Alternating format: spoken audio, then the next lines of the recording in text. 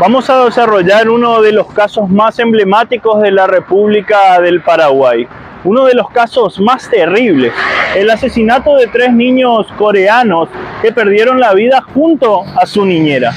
Un caso que ha quedado en el olvido y salvo ocurra un milagro, nunca se obtendrá justicia. Una infidelidad, una fuga y una causa que sigue con muchas dudas. Era diciembre del año 2005 en Asunción, cuando el rumbo y la vida de toda una familia cambió, marcando una historia sin precedentes, penetrando en la zona más profunda de una cultura con costumbres arraigadas en la que los protagonistas tan solo desaparecieron por completo. Eran las 19:50 de un caluroso lunes 19 de diciembre del 2005. Tras una larga jornada laboral en el Mercado 4 de Asunción, Yu Lin-ji, una coreana de 35 años, llegaba a su domicilio ubicado en la calle Pampa Grande 1963, casi Casanelo del barrio San Vicente en Asunción.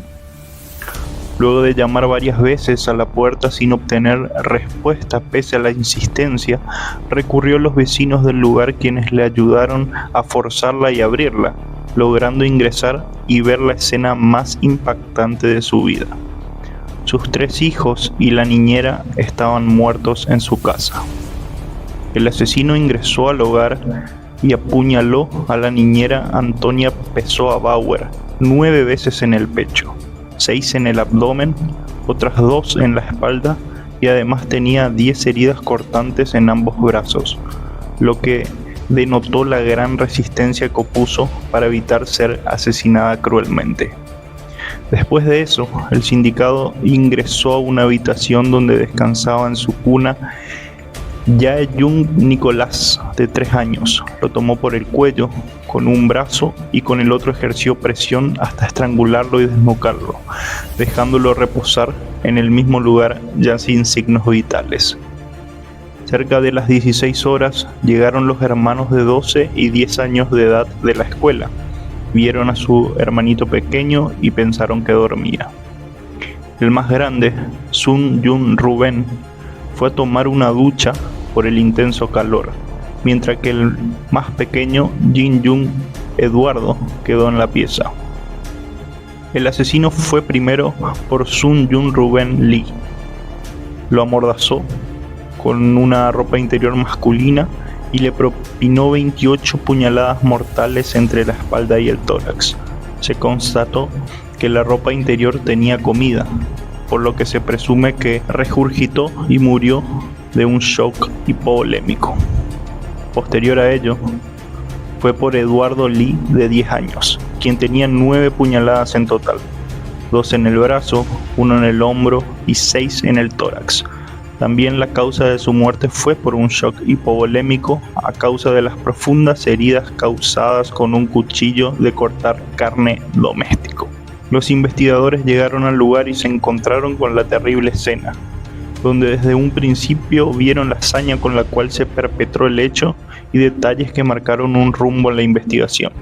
Primero tomaron como sospechoso principal a la pareja de la niñera. Esto rápidamente fue descartado cuando se constató una coartada firme de este sujeto y surgió otro detalle sumamente importante. La cerradura no había sido forzada. Esa cerradura era una traída de Holanda muy particular en aquel entonces, es decir, no había forma de hacer copia de esa llave. Otro dato fundamental es que en la casa no hubo sumo desorden, no había signos de una alerta por emergencia de la presencia de un extraño. Es decir, era muy probable que las víctimas conocieran al asesino y no les haya extrañado su presencia en el lugar del hecho. Fue allí donde surge un segundo sospechoso, el tío de los niños menores de edad, Chang Kyung Lee, que solía frecuentar la casa, pero rápidamente fue descartado porque se comprobó que el mismo había viajado a México un día antes del cuádruple asesinato aquel 19 de diciembre. Quedaba un solo sospechoso que podía haber entrado a las víctimas, sin ser una amenaza hasta ese momento. Ese era el mismo padre de los niños, identificado como Jae-Jung Lee, de 38 años en ese entonces, un comerciante que fijaba domicilio en San Pablo, Brasil. Mientras las miradas apuntaban al padre, más elementos seguían sumándose a la causa, que reforzaban esta versión. Se trata de dos testigos claves del hecho, quienes visualizaron a un sujeto de rasgos orientales con una gorra, simular tocar el timbre de aquella siendo las 10 horas. Tras supuestamente llamar al timbre y no recibir respuestas, el testigo afirma en su declaración que el sujeto saca una llave de su bolsillo derecho y abre la puerta para ingresar. Solo 2 personas tenían esa llave, imposible de replicar: el padre y la madre de las víctimas. Los investigadores exhiben fotos del padre a los testigos claves, quienes reconocieron plenamente al progenitor de los niños asesinados. Además, en una imagen en particular aparece con la misma gorra que había sido visto en la mañana llegando a la casa e ingresando. Si bien nunca se encontró el arma homicida, en la casa había un recipiente que albergaba un juego de cuchillos de carnicería. Allí faltaba uno solo. Las características, el tamaño y el tipo de cuchillo coinciden plenamente con las heridas que tenían Antonia y los niños muertos. El día que ocurrió el asesinato era el cumpleaños de Antonia Pessoa, la niñera. Sus familiares quisieron comunicarse con ella en horas del mediodía para saludarla, pero el teléfono no sonaba. Luego se comprobó que había sido desconectado y los celulares apagados. Fue premeditado.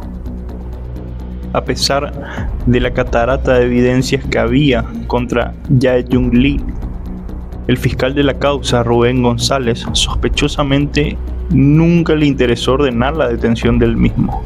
Tras varios procesos jurídicos fue removido 4 meses después del hecho e ingresó Teresa Martínez a investigar. Cabe destacar que el padre de los niños fue sometido a una inspección forense. Tenía heridas de ataque en sus brazos, lo que demostraba que hubo una confrontación. Es por ello que la nueva fiscal de la causa ordenó rápidamente su detención. El sospechoso se enteró y se fugó. El padre de los niños asesinados huyó a Corea, junto con su esposa, quien sorpresivamente tampoco se quedó a exigir justicia por la muerte de sus 3 hijos. Poco después se ordena la captura internacional del sujeto, que cuando estaba por caer preso, toma un vuelo a China. El presunto autor de este hecho, y digo presunto solo porque aún no afrontó un juicio, huyó y se acogió a los regímenes internacionales de China, que no tiene relaciones diplomáticas con Paraguay. Hasta el día de hoy está prófugo. El actuar de la justicia fue pésimo. Todos se preguntan por qué lo hizo. Antonia, la niñera, siempre le contaba a sus familiares que la esposa del supuesto asesino mantenía una relación extramatrimonial con el hermano de su marido, es decir, su cuñado. Jae-Young Lee fue a la casa para encontrarlos juntos. El abogado dice que sí, cuando yo problemas con mi señora, ya separamos y ya está. ¿Y para qué para qué va a matar a mi hijo? Y con señora, ¿qué es lo que tiene conmigo? ¿Verdad? Llevar a tu hijo a Sao Paulo, quería llevar a tu familia. Claro, por entre nosotros vive vida por criatura, ¿entendés? Y por eso quería más buena estudiar, más quiero cosas ver. Acá Paraguay, ¿qué es lo que? El hombre engañado fue alertado de lo que sucedía por su entorno familiar y llamativamente su hermano también fue avisado por los mismos familiares de que la relación extramatrimonial ya había salido a la luz. Eso es porque viaja a México un día antes del macabro hallazgo. El supuesto asesino, ofuscado por la situación, tomó la vida de sus 3 hijos para vengarse. Los asesinó fría, premeditada y violentamente. Niños inocentes, al igual que la empleada doméstica, quienes no tenían absolutamente nada que ver con la situación, fueron víctimas. Nunca se entendió el actuar de la madre de los niños asesinados, quien luego huyó con su marido intentando dejar con total frialdad una historia que nunca se borrará. Hay quienes dicen que tiene que ver con cuestiones culturales. Tiempo después, un grupo de periodistas coreanos llegaron al Paraguay a tratar de imponer a la justicia un cambio de rumbo en la investigación. diciendo que se trataba de un supuesto hecho de robo, con grandes intereses en mantener las formas y preservar el prestigio de la cultura tan destacada en el Paraguay.